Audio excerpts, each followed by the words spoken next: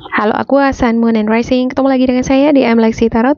Ya, kali ini saya akan membacakan apa kira-kira pesan spiritual guidance kamu selama kamu ngejalanin hari-hari atau kegiatan kamu di bulan November 2023 ini. Dan seperti biasa saya ingatkan ya, bacaan ini bersifat general, energinya kolektif. Oleh sebab itu, bijaksanalah di dalam memilah-milah pesan yang disampaikan, karena saya tidak menjamin akan cocok dengan energi kamu secara personal 100%. Juga jangan diambil hati untuk beberapa pesan yang menurut kamu sensitif atau tidak berkenan dengan suasana hati kamu. Diambil yang cocok, abaikan bila tidak cocok. Jangan dipaksakan bila tidak cocok. Kalau nggak cocok bisa jadi milik orang terdekat kamu, seperti atasan, partner kerja, partner bisnis, teman, anggota keluarga, atau situasi yang tengah dealing sama kamu ya, yang mempengaruhi energi kamu. Bacaan untuk pesan-pesan spiritual guidance ini juga bisa cocok untuk asmara kamu, nggak hanya untuk karir saja ya. Mungkin karena saya lebih sering membaca karir ya, jadi bahasanya lebih kena ke karir gitu ya kan. Oke, saya mulai bacakan dari sini dulu ya. Ada why and let go. Mungkin kamu sekarang di sini sedang mempertanyakan, kenapa aku sekarang belum punya pasangan? Kenapa karirku nggak kembang-kembang sekarang? Usahaku belum kembang-kembang seperti yang aku inginkan. Ya, beberapa di antara kamu mungkin dulunya pernah mengalami kesuksesan yang besar dan sekarang mungkin agak merosot gitu ya. Kamu pengen sama seperti dulu, seenggaknya seperti dulu gitu, tapi belum mencapai level yang sama seperti dulu, dan kamu sedang mempertanyakan, ada apa? Kenapa ada perubahan seperti ini di dalam hidupku? Ya, beberapa di antara kamu mungkin belum pernah mengalami kejatuhan atau kerugian besar, tetapi kamu memiliki mimpi yang besar untuk menjadi orang sukses kaya, memiliki self-esteem jabatan, atau mungkin kamu memiliki posisi tertentu di kalangan masyarakat dan kamu sedang mempertanyakan diri kamu, semesta, ya segala sesuatunya yang berkaitan dengan diri kamu, spiritual dan juga kualitas kamu. Apa kira-kira yang harus aku bangun? Apa kira-kira yang harus aku upgrade? Ada buku di sini ya, ada sayap ya. Sayap ini simbol dari spiritual, energi apa? Jenis energi semacam apa yang dari dalam diriku ini yang membuat aku belum seperti yang aku impikan sekarang, belum sepenuhnya, belum 100% semua yang aku inginkan itu tergapai. Ya, kamu sedang mencari tahu itu, sedang melakukan research, seperti meneliti. Ada let go. Walk away from this situation in order to resolve it. Mungkin beberapa di antara kamu mempertanyakan ini, yang kamu pertanyakan bukan bagaimana sukses, tapi malah sebaliknya ya. Apa yang membuat aku jatuh? Ya, apa yang membuat aku jatuh? Apa yang membuat aku rugi? Apa yang membuat aku kecewa? Apa yang membuat aku nggak puas? Jadi itu kan lebih ke arah negatif ya.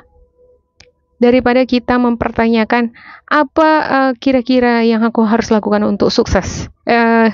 Daripada kita mempertanyakan apa yang membuatku jatuh, lebih bagus mempertanyakan bagaimana caranya aku supaya bisa sukses kan gitu.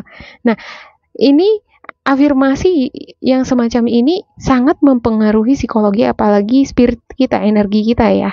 Kalau kita mengafirmasikan atau bertanya sekalipun di dalam hati dan pikiran kita, cobalah mempertanyakan sesuatu itu lebih arahnya ke positif, supaya yang positif ini yang ketarik, dan positif juga yang lebih melekat di dalam diri kamu.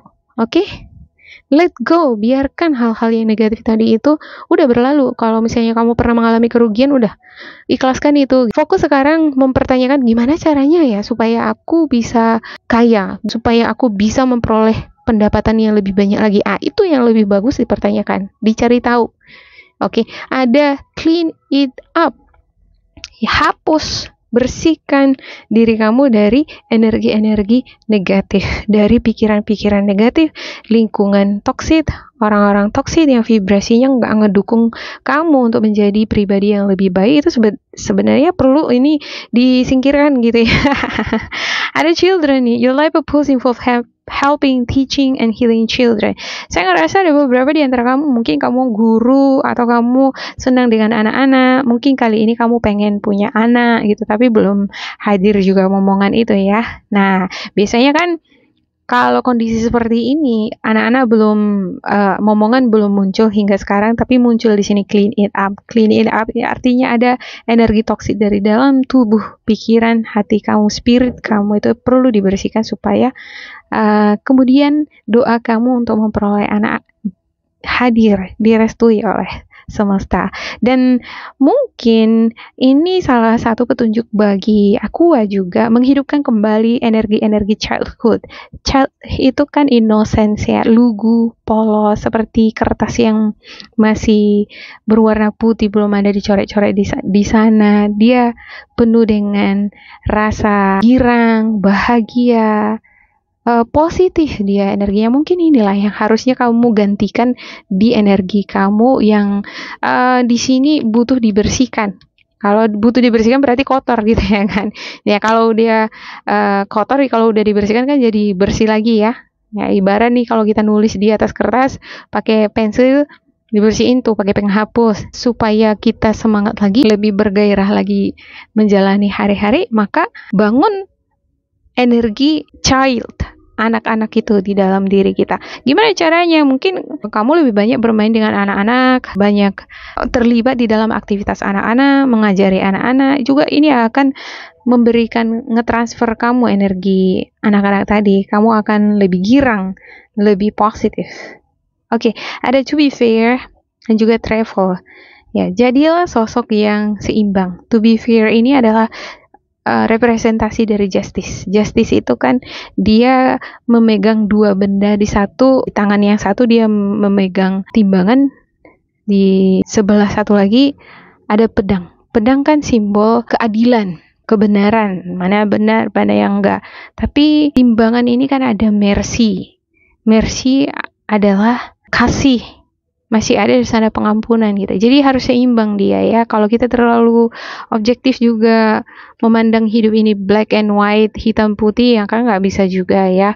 Harus ada juga kasih, belas kasih, welah kasih, pengampunan. Jadi kalaupun ada beberapa di antara kamu dealing dengan masa lalu, orang-orang yang nyakitin kamu, ada blockage, ada tantangan yang membuat kamu kecewa, ya itu dimaklumi aja lah, dipertimbangkan, dilihat secara realistis, lihat baik buruknya. Kadangkala kita juga dihadapkan pada situasi yang kurang baik, itu untuk ngajarin kita untuk berhati-hati.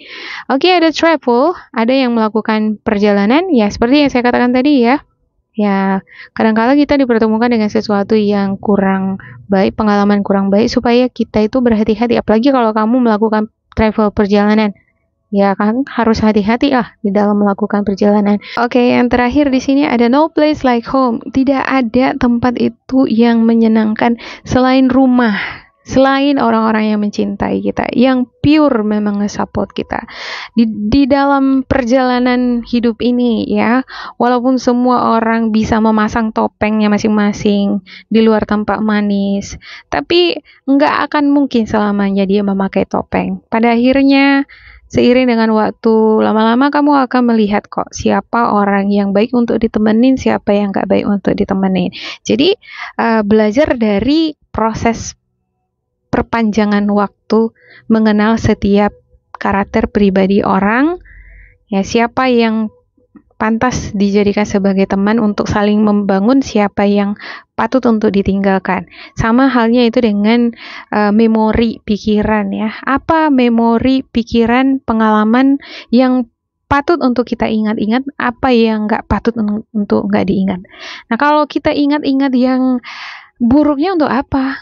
Kalau kita ingat-ingat yang baiknya kan bagus, menyenangkan, semakin senang gitu kan. Makin excited untuk melakukan yang lebih baik lagi supaya kita makin senang. Tapi gimana caranya melupakan yang buruk gitu? Masalahnya selalu udah berusaha nih untuk melupakan yang buruknya, tapi tetap aja muncul yang buruk ya. Ya itulah dia manusia ini, kita nggak bisa mengendalikan pikiran ini kadang-kala ya.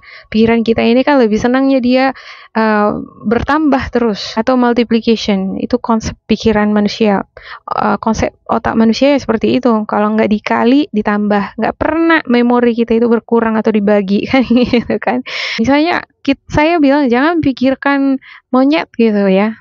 Nah, saya dapat ini dari guru, jangan pikirkan monyet. Kalau udah dikatakan jangan pikirkan monyet ya, malah monyetnya yang diingat-ingat terus gitu. Nah itu dia masalahnya gitu ya. Oke, saya buka lagi spiritual guidance. Ini pesannya lebih padat ya dibandingkan yang dua ini.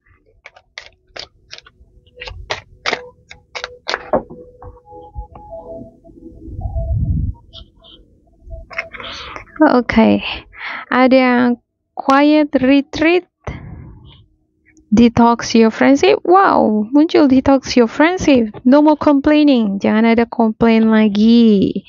Ya, the windfall of abundance. Bakalan ada keberlimpahan rezeki yang kamu dapatkan. Quiet retreat. Kita mulai dari sini ya. It's time to disconnect from the outer world so that you can discern and process your true thoughts and feelings from your inner world. Create this quiet time for yourself and you'll have more clarity about what to do next. Ya, mungkin kamu perlu di sini retreat, jalan-jalan. Mungkin kamu perlu menenangkan hati dan pikiran, menyendiri dulu untuk lebih mengenal pribadi sendiri, apa yang kamu butuhkan sekarang untuk mengobati suasana hati kamu yang nggak stabil.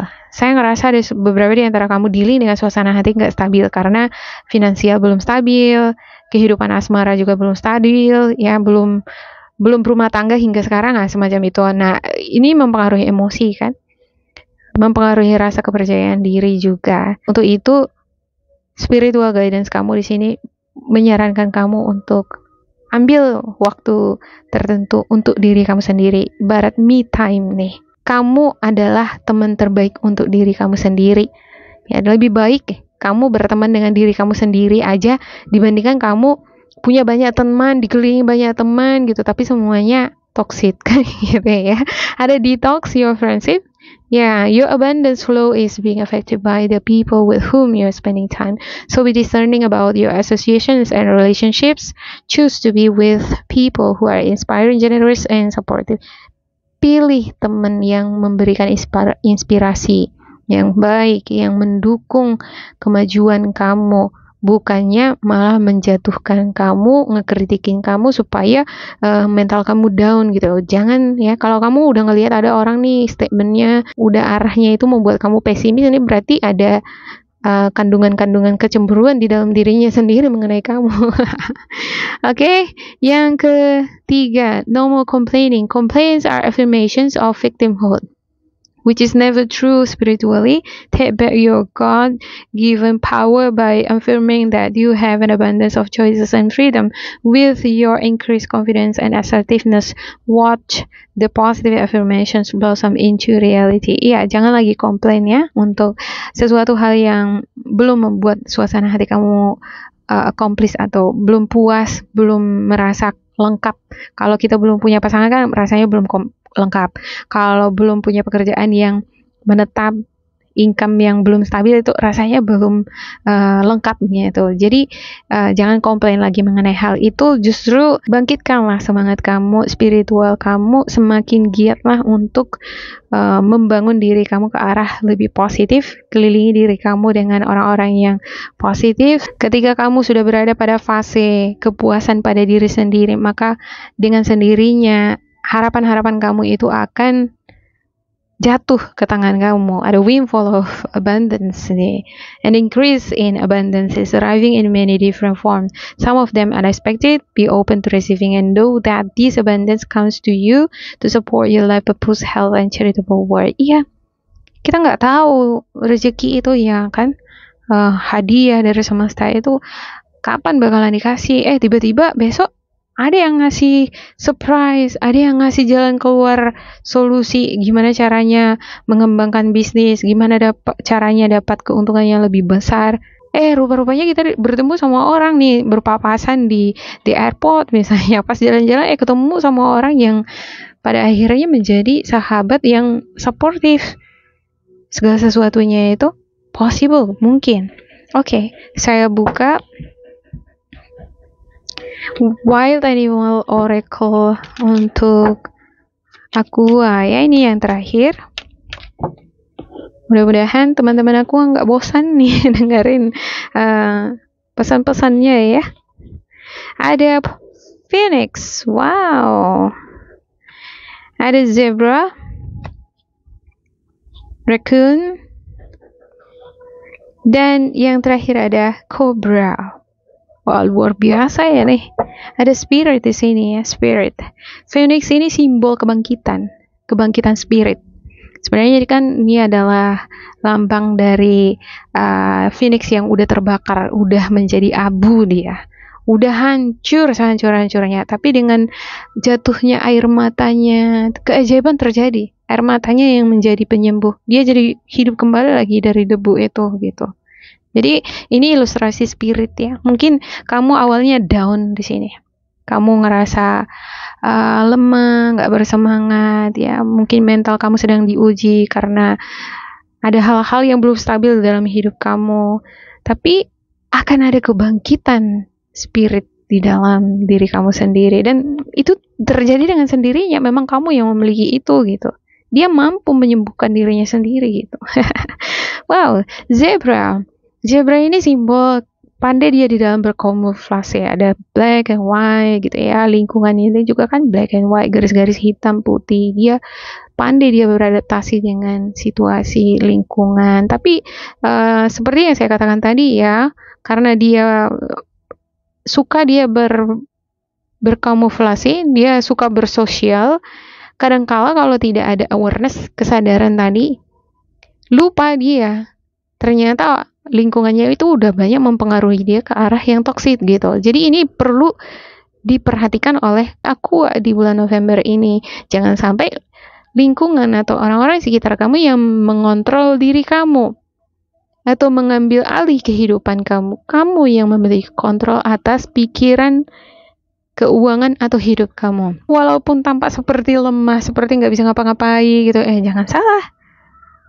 Zebra ini bisa menggigit dan nendang loh gitu kalau dia udah disepelekan ya kan. Nah dia juga ini bakalan berjalan jauh, dia rela ini jalan jauh demi dia bisa dapatin makanan yang enak yang dia suka. Ya, makanan enak atau sesuatu yang dia suka ini bisa jadi tempat yang mau dia kunjungi ya. Rela dia jauh-jauh untuk melakukan perjalanan atau rela dia ngeluarin sejumlah banyak uang untuk mendapatkan sesuatu yang menyenangkan hatinya. Oke, ada Raccoon. Ya, Raccoon ini sosok yang sangat-sangat ambisius menurut saya. Karena untuk mendapatkan makanan, segala rintangan akan dia hadapi. Pengen kaya, pengen hidup nyaman, pengen punya pasangan yang cocok, matching, sama-sama membangun. Dia ini juga tahan banting ya. Karena bukan cuma di darat aja dia bisa hidup. Dia juga bisa berenang, memanjat. Cuman kalau untuk berenang mungkin dia agak enggan. Karena dia nggak mau basah-basah. Ya, beberapa di antara kamu mungkin ada beberapa pekerjaan, situasi tertentu sebenarnya kamu bisa lakukan. Tapi enggan melakukannya, capek. Ngapain aku ngotorin tangan kalau aku bisa cari makan dengan cara yang lain gitu ya. Dia ini juga memiliki gaya hidup yang nocturnal ya. Suka hidup. Tahan banting dia. Begadang ngerjain pekerjaan. Berapa di antara kamu mungkin nih sering begadang juga nih ngerjain kerjaan kamu ya, asalkan selesai, tercapai target. Oke, ada Cobra. Ini representasi racun. Ya, walaupun dia kecil tapi kuat dan beracun yang bisa mematikan gitu ya kan. Kalau kamu nggak ngusik aku nggak ngusik kamu. Ya, tapi kalau kamu ganggu aku bisa gigit kamu, aku bisa ngeracunin kamu gitu demi mempertahankan diriku. Jadi kamu jangan ganggu-ganggu aku. Ya, saya ngerasa semacam ada energi-energi semacam ini nih untuk beberapa di antara kamu. ya di satu sisi bagus sih ya kan, namanya mempertahankan diri. Ya dia nggak ganggu orang, tapi jangan ganggu aku. Selama itu profesional itu bagus. Oke, demikian untuk aku. Semoga ini bermanfaat untuk kalian. Jangan lupa di like, di subscribe, diisi kolom komentar supaya kita semakin terkoneksi. Dan bila kamu ngerasa ini nggak cocok dengan kamu, diabaikan saja, diambil sisi positifnya. Tetap bersemangat, semoga berbahagia, and goodbye.